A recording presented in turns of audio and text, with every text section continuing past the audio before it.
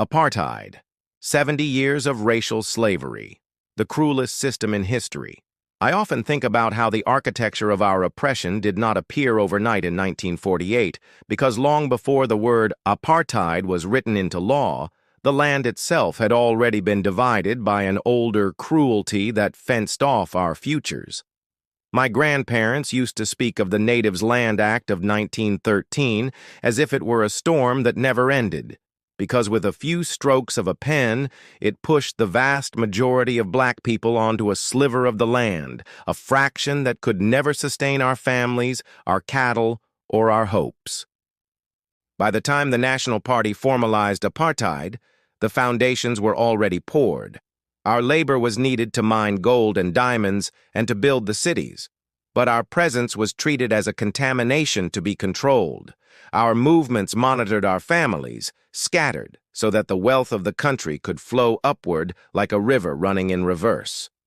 What crushed me most was not only the police batons or the raids at dawn, but the slow, bureaucratic suffocation of the pass system that turned every day into a negotiation for the right to exist. I remember standing in lines that coiled like snakes outside pass offices, men and women clutching documents that could expire without warning, stamps smudged by sweat, dates that did not match, signatures that a clerk could decide were insufficient. I remember the sudden panic when a whistle sounded and uniforms appeared, the way conversations broke off mid-sentence, and we all reached for our pockets like drowning people grabbing for driftwood. In those moments, you learn to speak in apologies, to keep your eyes lowered, to make yourself small. Because a missing stamp or a misplaced page could end in a night behind bars or a bus ride to a place you had never seen. The pass courts were factories of humiliation, judges churning out verdicts that had the rhythm of a machine, and every sentence carried the message that we were tolerated only when we were useful. They tried to turn our homes into temporary shelters by weaponizing the Group Areas Act, so that the house where you tucked your children into bed could be declared illegal the next morning. Letters arrived with official seals and words that felt like blows, and then the trucks came, and with them the officials whose faces were trained not to register our tears. I can still hear the sound of furniture scraping on stone, suitcases thrown open, a piano lifted awkwardly through a doorway as if it were a wounded animal. They called it relocation, as if we were furniture, as if families could be stacked and shipped without consequence. Sophiatown's destruction was the clearest lesson. A place that pulsed with music and language and laughter could be erased, its very name replaced with triumph, and we were supposed to accept that triumph meant the silencing of a people. In the Bantustans, the air itself felt thinner because possibility had been pushed out of it. The names, Transkei, Bophuthatswana, Venda, Chiskei, arrived on maps like decorations that hid the emptiness underneath. There were no opportunities there that were not designed to keep us in place, no work that paid enough to keep fathers from the mines or mothers from the kitchens of the cities. And so the roads filled with buses carrying men to hostels where dozens slept in rows, their pay siphoned off by permits, levies fees that multiplied like weeds. Week after week, those men returned to families who were not legally allowed to follow them, wives who had to pretend not to live with their husbands, children taught to greet their fathers as visitors because the law required the performance of distance. His was slavery's second skin. The commodity was not only our labor but our separation. Because a divided people cannot organize easily, cannot strike with one voice, cannot hold hands long enough to build something that lasts. School should have been a refuge, but the Bantu Education Act turned classrooms into training pens where our children were prepared to be forever subordinate. We sat at desks that wobbled on uneven floors while a curriculum explained that our future was to carry, to dig, to obey. The language policy was a blade hidden in a book, and when they tried to force our children to learn in Afrikaans, a language many could not speak at home, it was as if someone had reached into their throats and tried to rearrange their voices. When the students of Soweto marched, they did not ask for privilege. They asked for the right to be taught in the language of their mothers to read and write and think without the weight of another people, a sphere resting on their tongues.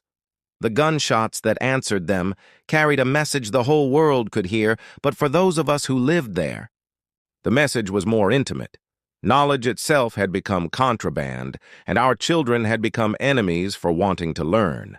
Even in sport, where joy should have been simple, the grid of apartheid was drawn with merciless precision.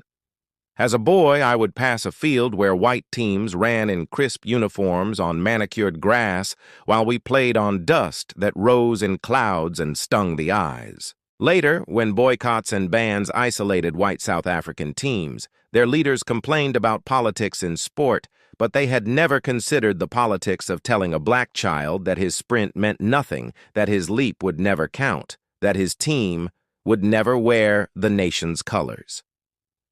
On our side of the fence, the slogan, "No normal sport in an abnormal society," became a kind of compass, not because we hated the game, but because we loved it too much to pretend that fairness existed where it did not. And yet, in backyards and townships, we continued to run and pass and cheer. Because if you cannot outlaw joy, then you cannot fully conquer the people who carry it. Outside our borders, the great democracies hesitated, as if justice were a luxury to be afforded only when convenient.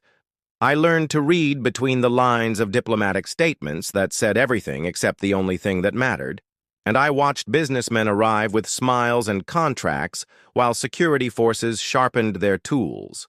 They invoked the Cold War as a reason to delay, as if our liberty could be postponed until the chessboard of superpowers was arranged to their satisfaction. But then letters from students began to reach us. Church groups raised their voices.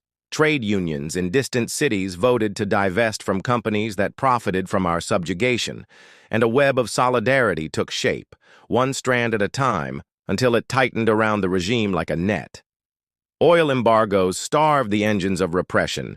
Cultural boycotts closed the curtains on stages that had once welcomed our oppressors, and athletes refused to compete rather than pretend not to see.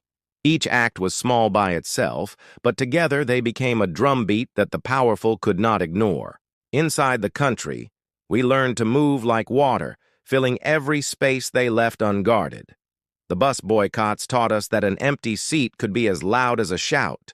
The Defiance campaign taught us that the courage to step over a line could multiply until the line itself dissolved. The growth of unions taught us that the factory floor was not only a place of labor, but a school of power. In churches and kitchens and funeral gatherings, we planned and argued and dreamed, because mourning and organizing were often the same act, both insisting that those who had fallen would not be forgotten. And while fear was a language the state spoke fluently, we learned another language that outlasted fear, a vocabulary made of persistence and clandestine notes, and the trust that passes from hand to hand when the lights are out. When I look back now, what astonishes me is not the length of the night, but the stubbornness of the lamps we kept lit.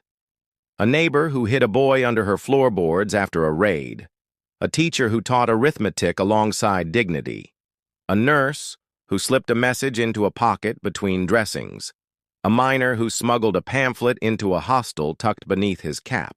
None of these acts made the newspapers, but together they made history, because a system designed to break the spine of a people cannot succeed if the vertebrae of everyday courage hold fast.